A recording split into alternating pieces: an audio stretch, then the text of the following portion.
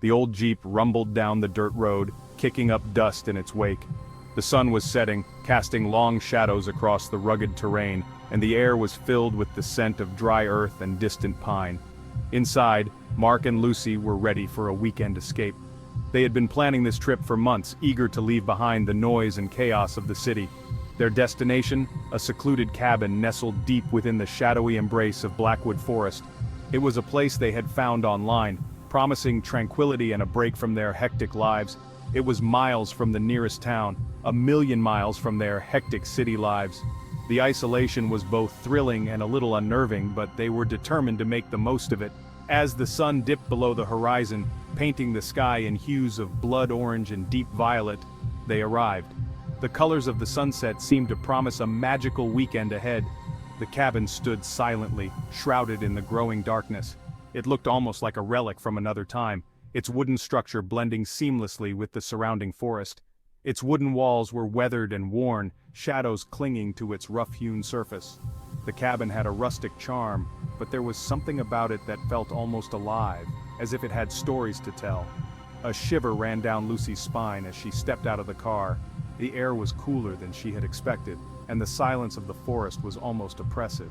The air was thick with the smell of damp earth and pine needles, a stark contrast to the exhaust fumes they had left behind. It was a reminder that they were far from the familiar comforts of home. Mark, oblivious to her unease, grabbed their bags, his excitement contagious. He had always loved the outdoors, and this trip was a dream come true for him. This was just what they needed. A chance to reconnect, to forget the stresses of everyday life. They embraced in front of the cabin, feeling the weight of the world lift off their shoulders. As darkness enveloped the forest, they settled into the cabin. The interior was cozy, with a rustic charm that made them feel instantly at home. The silence was almost absolute, broken only by the crackling of the fire Mark had built. The warmth of the flames was comforting, casting a soft glow around the room. Lucy found herself unable to shake off the feeling of being watched, the darkness outside the window seeming to press in on them. She tried to tell herself it was just her imagination, but the feeling persisted. The shadows danced in the flickering firelight, twisting familiar shapes into menacing forms. Every creak and groan of the old cabin seemed amplified in the stillness of the night. "It's perfect," Mark said, breaking the silence. His voice was filled with contentment, a stark contrast to Lucy's growing unease. He wrapped his arms around Lucy, kissing her temple. "Just what the doctor ordered," he whispered, his breath warm against her skin. Lucy managed to smile, forcing herself to relax. She wanted to believe him, to let go of her fears and enjoy their time together. Mark was right. It was beautiful here, peaceful. The forest had a serene quality that was almost hypnotic, drawing them into its quiet embrace. She needed to let go of her unease to enjoy their time together. They had come here to escape, to find peace, and she was determined to make it work. But deep down, a primal fear whispered a warning.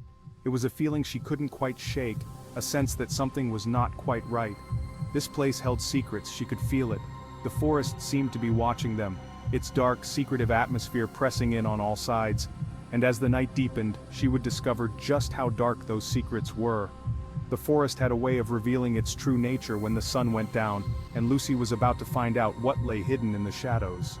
The night was far from over, and the darkness held more than just the absence of light. It held the unknown, the unseen, and the unimaginable. Lucy's heart pounded in her chest as she braced herself for what was to come.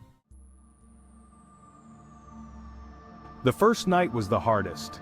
The darkness seemed to stretch on forever, wrapping the cabin in an unsettling silence that was only broken by the occasional hoot of an owl or the distant howl of a coyote.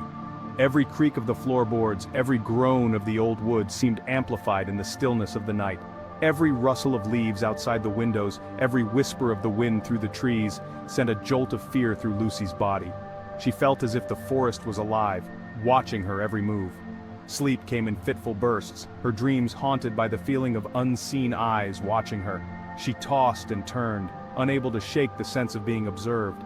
Mark, however, slept soundly, oblivious to her anxiety.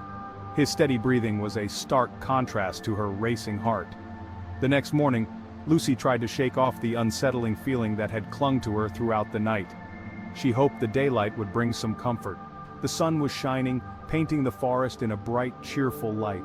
The morning rays filtered through the trees, casting a warm glow on everything they touched. It was hard to feel afraid in the daylight. The forest seemed less menacing, more inviting. She and Mark went for a walk, following a barely there trail that wound its way deeper into the woods. The path was narrow, almost hidden by the underbrush. As they walked, hand in hand, Lucy tried to focus on the beauty around her. She took in the sights and sounds, trying to let the tranquility of the forest soothe her nerves. Towering pines stretched towards the sky, their branches forming a canopy overhead.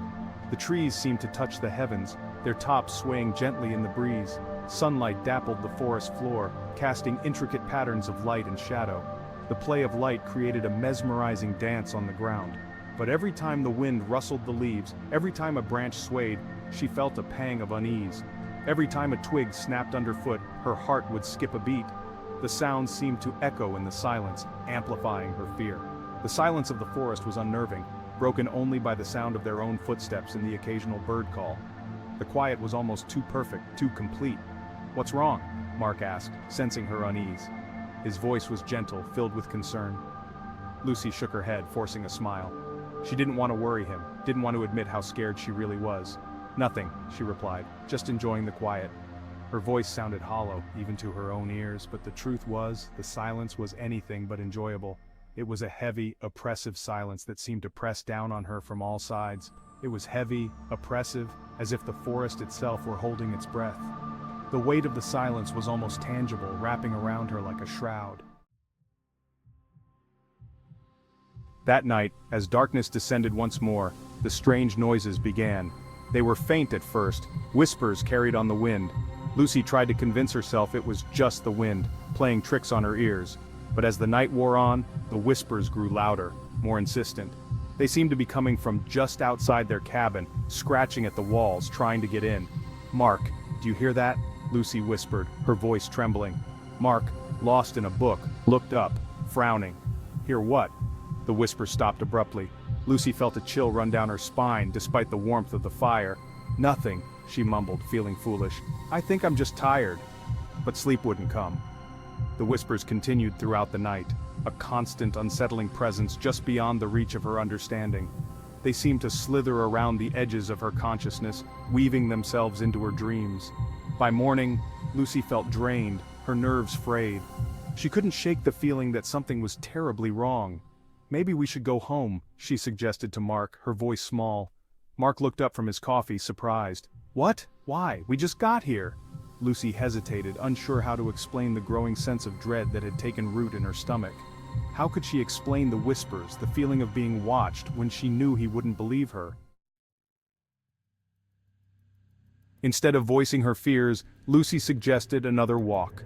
She hoped that the fresh air and the beauty of nature would help clear her mind and ease the tension that had been building up inside her. Maybe in the daylight, she could shake off this feeling.